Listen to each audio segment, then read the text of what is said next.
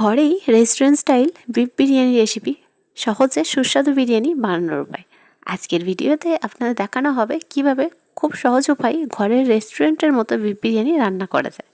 মজাদার গন্ধ ও পারফেক্ট স্বাদের জন্য ফলো করুন এই রেসিপিটা, আর দেরি না করে আজই ট্রাই করুন। আসসালামু আলাইকুম, আপনারা দেখছেন ইউনিক কিচেন রেসিপি চ্যানেল। আজকের রেসিপি হলো বিফ বিরিয়ানি।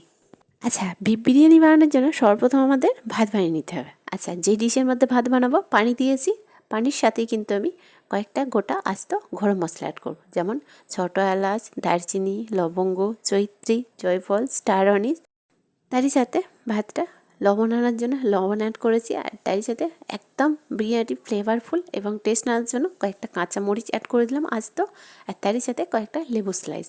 আর ভাতটা একদম ঝরঝরে একটা করার জন্য রিফাইন তেল অ্যাড করলাম। তারপরে আচ্ছা, অতি অবশ্যই কিন্তু হাফ টিস্পুন আস্ত জিরা অ্যাড করবেন, ওটা দেখাতে ভুলে গিয়েছিলাম, অতি অবশ্যই এটা নোটিশ করবেন। আচ্ছা, যতক্ষণ না পানিটা ফ্লেভারফুল হচ্ছে, মানে ভাতের পানিটা, ততক্ষণ আমাদের ওয়েট করতে হবে। গ্যাসের ফ্লেম মিডিয়াম টু স্লো ফ্লেমে, একদম না হাই ফ্লেমে রাখতে হবে। ওপর থেকে ঢাকা অফ করে দিলে খুব তাড়াতাড়ি কিন্তু পানিটা ফুটে আসে। এর থেকে নিশ্চয়ই বুঝতে পারছেন পানিটা একদম টকবক করে ফুটছে। পানিটা কিন্তু ফ্লেভারফুল একদম পারফেক্ট হয়ে গেছে, আর ফ্লেভারটা সিরিয়াসলি অনেকটা দারুণ বেরোচ্ছে। এরপর হচ্ছে সাইডে আমি চালটা ধুয়ে রেখেছিলাম, ডাইরেক্টলি এই পানির মধ্যে আমি চালটা দিয়ে দেবো। আচ্ছা, আজ আমি কিন্তু বিরিয়ানির চালের ভাত বানাচ্ছি না, নর্মাল চালেরই ভাত বানাচ্ছি। অনেকেই কী করেন, কেনাকাটার ঝামেলাতে অনেকের বিরিয়ানি বানানো হয় না, খাওয়া হয় না। যে বাড়ির নর্মাল চাল আছে, বিরিয়ানি কেমন হবে না, একদম এই মোটেও ভুলটা করবেন না।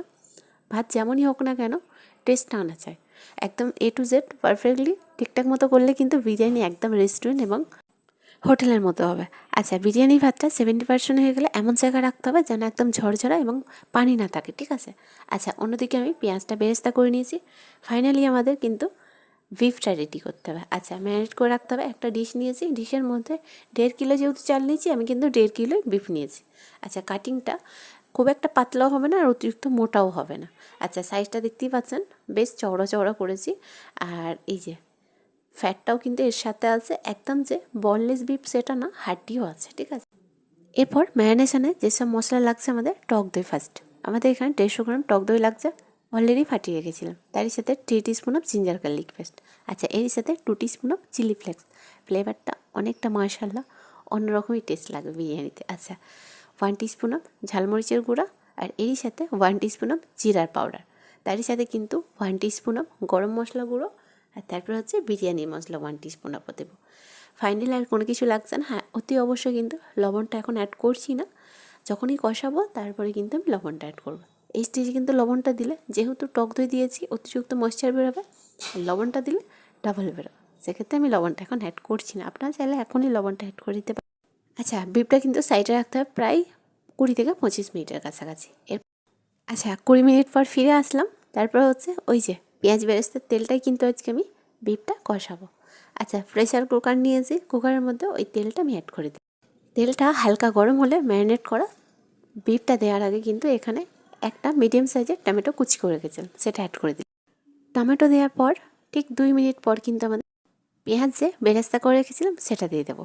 আমি কিন্তু একদম অন্য পদ্ধতিতে বানাচ্ছি, বাট টেস্টটা একদম ডেফিনেটলি রেস্টুরেন্ট এবং হোটেলের মতো। অনেকেই বিরিয়ানি নামটা শুনলেই মনে হয় বিরিয়ানি, বাবা বিরিয়ানি বানানো যাবে পারফেক্ট, স্বাদ গন্ধ ঠিকঠাক আসবে, একদম মোটো এই চিন্তাভাবনাটা নিয়ে আসবেন না। বিরিয়ানি সব থেকে সহজ পদ্ধতি এবং সহজ উপায় এবং কুইকলি বানানো যায়। আচ্ছা, পেঁয়াজ বেরেস্তাটা দেওয়ার পর টমেটোর সাথে খুব ভালোভাবে মিশিয়ে নিতে হবে, তারপরে ম্যারিনেট করা বিফটাও দিতে হবে। আচ্ছা, বিফটা প্রায় আমাদের ঘড়ি ধরে 15 মিনিটের কাছাকাছি কষাতে হবে, কোনো রকম পানি অ্যাড না করে, যতক্ষণ না বিফ থেকে এক্সেস ময়েশ্চারটা বেরোচ্ছে ততক্ষণ।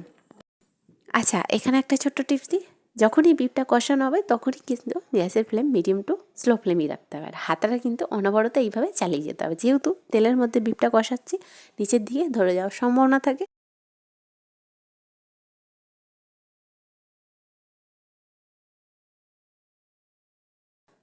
আচ্ছা, দেখে নিশ্চয়ই বুঝতে পারছেন বিফ থেকে কতটা ময়েশ্চার বেরিয়েছে, একদম শুকনো শুকনো হয়ে এসেছে, যেহেতু আমাদের প্রায় 15 মিনিটের কাছাকাছি কষানো হয়ে গেছে।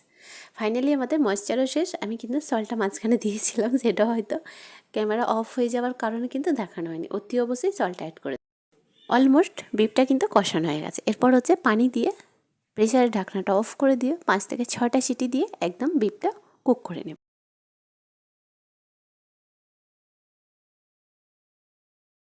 আচ্ছা, বিফটা ততক্ষণ সিটি হোক, এইদিকে আমি আলুটা ভেজে নিই।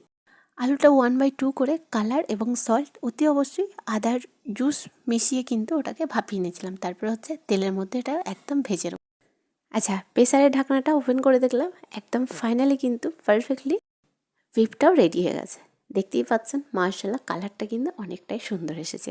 আচ্ছা, ফাইনালি কিন্তু লাস্ট হচ্ছে বিরিয়ানিটা রেডি করার পালা। যে ডিশের মধ্যে আমাদের দম দিতে হবে সেই ডিশের মধ্যে কিন্তু আমি 25 গ্রাম মতো ঘি অ্যাড করলাম। ঘিটা খুব ভালোভাবে মিশিয়ে নিলাম যাতে সমস্ত ডিশের মধ্যে ঘিয়ের ফ্লেভারটা মিশে যায়। আচ্ছা, ফার্স্ট লেয়ারটা আমাদের রেডি করতে হবে। ফার্স্টই বিরিয়ানি ভাতটা আমরা অ্যাড করলাম। তারপর হচ্ছে আপনারা চাইলে গোটা যে গরম মশলাগুলো আছে কয়েকটা ফেলে দিতে পারেন, আর চাইলে রেখে দিতেও পারেন। আচ্ছা, আমি কিন্তু 3 লেয়ার দেবো। ফার্স্ট লেয়ারটা আমরা রেডি করছি, ভাতটার উপরে এবারে বিফ কষাটা অ্যাড করব। বিফ কষাটা দেওয়ার পর এরপর হচ্ছে ভেজে রাখা আলুগুলো খুব সুন্দরভাবে সাজিয়ে সাজিয়ে দিই। এরপর বিরিয়ানিটি আর একটু ফ্লেভারফুল বানানোর জন্য লেবু স্লাইস দিয়ে দিলাম, আর হচ্ছে কুচানো ধনেপাতা, তারই সাথে কিন্তু স্লাইস করে রাখা টমেটো, এরপর হচ্ছে কাঁচামরিচ। এইভাবে কিন্তু বিরিয়ানি যদিও বানান সে যেরকমই চালের বিরিয়ানি হোক না কেন, টেস্টটা কিন্তু সিরিয়াসলি বলছে ভোলা যাবে না। আচ্ছা, এরপর হচ্ছে সেকেন্ড লেয়ার আবারও রেডি করলাম, ভাতটা দিলাম, তারপর হচ্ছে এই যে বিফ কষাটা দিলাম। একদম সেম প্রসেসে কিন্তু আমি করছি। আবার লেবু স্লাইস দিলাম, কুচানো ধনেপাতা দিলাম, কাঁচামরিচ দেবো, টমেটো দেবো, আলু দেবো, আর অতি অবশ্যই বিরিয়ানির মশলা একটু উপর থেকে ছড়িয়ে দেবো। লাস্ট হচ্ছে যে ফাইনালি অল্প করে ভাতটা রেডি করেছিলাম সেই ভাতটা উপর থেকে দিয়ে একটু ফুড কালার দিয়ে দেবো। ব্যাস, তাহলেই আমাদের ফাইনালি বিরিয়ানি রেডি হয়ে যাবে। আর অতি অবশ্যই ওপর থেকে ঢাকা অফ করে দেবেন। গ্যাসের ফ্লেম একদম স্লো টু মিডিয়াম ফ্লেমে রেখে প্রায় ঘড়ি ধরে 40 মিনিটের কাছাকাছি দমে রাখতে হবে। তারপরেই হচ্ছে বিরিয়ানিটা রেডি হবে। আচ্ছা, ফুড কালার অ্যাড করে দিলাম। আচ্ছা, অনেকেই ফুড কালার কিন্তু একেবারে শেষের লেয়ারে কিন্তু, আমি কিন্তু হালকা পরিমাণে মিডল লেয়ারে দিলাম, আর তারপর হচ্ছে উপরে একদম শেষের লেয়ারে। কেওড়া পানি, মিঠা আতর, গোলাপ জল ছাড়াই কিন্তু বিরিয়ানি আজ আমি বানিয়ে দেখিয়ে দিলাম। বাড়িতে সিরিয়াসলি বলছি এতটাই তারিফ পেয়েছিলাম, এর টেস্টটা ফ্লেভারফুল, একদম পারফেক্ট রেস্টুরেন্ট এবং হোটেলের মতো। বাট খাওয়াটা কিন্তু অনেকটা গিয়েছিল।